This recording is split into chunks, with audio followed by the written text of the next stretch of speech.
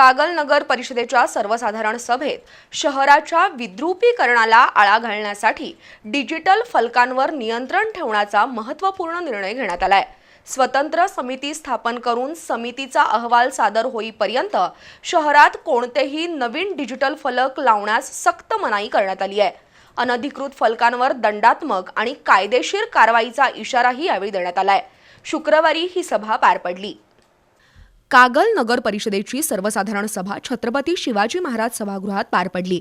नगराध्यक्षा सविता माने यांच्या अध्यक्षतेखाली झालेल्या सभेत 15 विषयांवर चर्चा करण्यात आली। यावेळी शहरातील जाहिरात आणि डिजिटल फलक धोरणावर सविस्तर चर्चा करण्यात आली। शाहू आघाडीचे पक्षप्रतोद दीपक मगर यांनी डिजिटल फलकांसाठी कालावधी आणि शुल्क निश्चित करण्याचा प्रस्ताव मांडला। अमित पिष्टे यांनी अनधिकृत फलकांवर गुन्हे दाखल करण्याची मागणी केली। उपनगराध्यक्ष जयवंत रावण यांनी बॅनर मुक्त कागल धोरण राबवून शहरातील प्रमुख चौकात मोठ्या स्क्रीनवर जाहिराती प्रसिद्ध करण्याची कल्पना मांडली। नगराध्यक्षा सविता माने आणि मुख्याधिकारी अजय पाटणकर यांनी डिजिटल फलकांबाबत स्वतंत्र समिती स्थापन करण्याची घोषणा केली।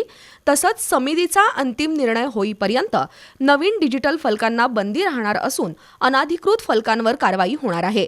ठाकरे चौक ते बस स्थानक आणि बसस्थानक ते निपाणी वेस या मार्गावरील व्यावसायिक फलकांवर तात्पुरती बंदी घालण्याचा निर्णय घेण्यात आला। दरम्यान रस्त्यावरील खड्ड्यांमुळे होणाऱ्या अपघातांच्या पार्श्वभूमीवर नुकसान भरपाई संदर्भातील शासन आदेशाची प्रभावी अंमलबजावणी करण्याचा निर्णय घेण्यात आला।